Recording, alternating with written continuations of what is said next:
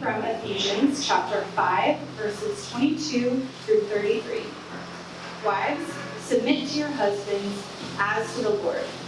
For the husband is head of the wife, and also is Christ the head of the church. He is the Savior of the body. Therefore, just as the church is subject to Christ, let the wives be to their own husbands as everything. Husbands, love your wives, just as Christ also loved the church and gave himself for her, that he might sanctify and cleanse her with the washing of the water of his word, and that he might present her to himself a glorious church, not having spot or wrinkle or any such thing, that she should be holy and without blemish. So husbands ought to love their own wives as their own bodies. He who loves his wife loves also himself. For no one ever hated his own flesh, but nourishes it and cherishes it, just as the Lord does love the church. For we are members of his body, and of his flesh, and of his bones. For this reason, a man shall leave his father and mother, and be joined to his wife, and the two shall become one flesh. This is a great mystery, but I speak particularly concerning Christ and the church. Nevertheless, let each of you in particular so love his own wife as himself, and see that they respect each other.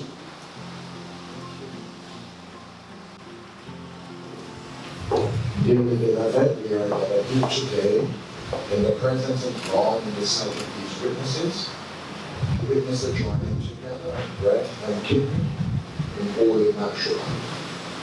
Marriage is a time when a growing love is made public, when two people share mutual promises before God and us as witnesses.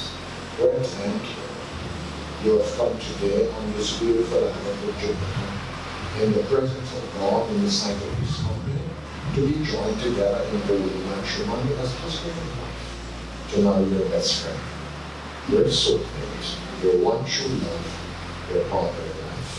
May God's grace be with you. Friends, will you have Carrie to be a lawful loving wife, to live with her, to love, honor, and to respect her as God intends, as long as you both show it? I do. Carrie, when you have Brett to be a lawful wedded husband, to live with him, to love, to honor, and to respect him as God intends, as long as you both show it? I do. I do. It's nice when you got it said twice, alright? Better, repeat after me. I, Brett, take you, Carrie, be my lawful wedded wife, to live with you and love you. From this day forward, as long as you both shall live. I give you my hands to hold, and I give you my heart to keep. I will love you today, tomorrow, and forever. I, Carrie, take you, Brett, to be my lawful wedded husband, to live with you and love you from this day forward, as long as you both shall live. I give you my hands to hold. I give you my heart to keep. I will love you today, tomorrow, and forever.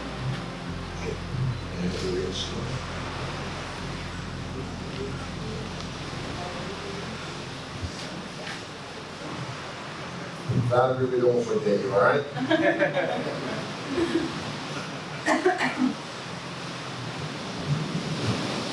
Join hands, let us pray. Bless, O Lord, these rings of a sign of the vows by which this man and woman are bound themselves to each other, through Jesus Christ, O Lord. Amen.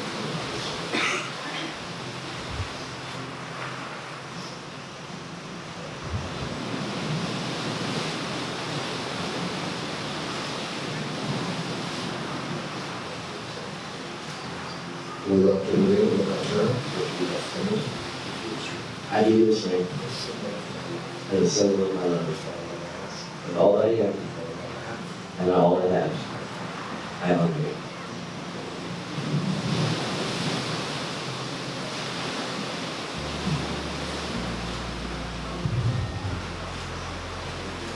I give you this ring as a symbol of my love. With all that I am and all that I have, I honor you. Okay. So I pronounce you husband and wife, and Valerie are going to come and see the vows with your reading, okay? Look at each other. Now that Brett and Carrie have given themselves to each other with the exchange of vows, exchange of rings, showing their hands, and the power of the seven units, the marriage officer for the island of Jamaica and Taiwan, I now pronounce you husband and wife. Cool. Valerie, don't kiss me. Hold on. Yeah, you better wait. This is a letter from St. Paul to the Corinthians, chapter 13, verses 1 through 13. Though I speak with the tongues of men and of angels, but have not love, I have become sounding brass or a clanging cymbal. And though I have a gift of prophecy and understand all mysteries and all knowledge, and though I have all faith so that I could move mountains, but have not love, I have nothing. And though I bestow all my goods to feed the poor, and though I give my body to be burned, but not have love, it profits me nothing. Love suffers long, and yet is kind. Love does not envy. Love does not parade itself. It is not puffed up, does not behave rudely, does not seek its own, is not provoked, thinks no evil, does not rejoice in iniquity, but rejoices in truth. It bears all things, believes all things, hopes all things, and endures all things. Love never fails, but whether there are prophecies, they will fail. Whether there are tongues, they will cease. Whether there is knowledge, it will vanish away.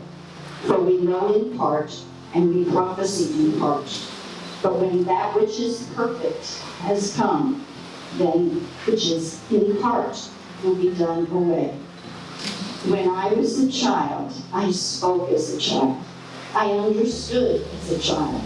I thought as a child. But when I became a man, I put away childish things. For now we see in a mirror, dimly, but then face to face. Now I know in part, but then I shall know just as I am known. And now abide faith, hope, and love. These three. But the greatest of these is love. Wonderful. Great.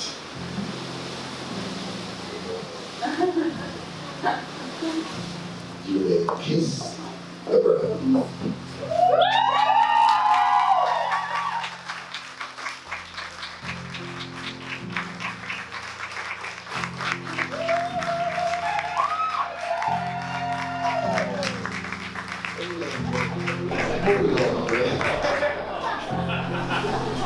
Ladies and gentlemen, Mr. and Mrs. Shortell.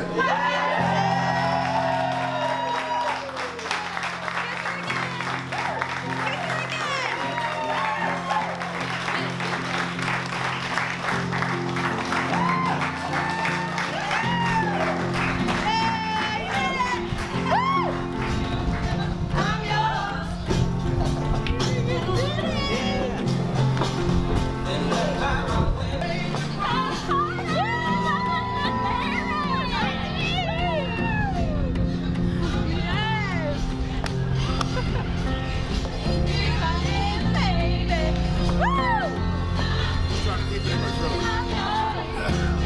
That's the best, man.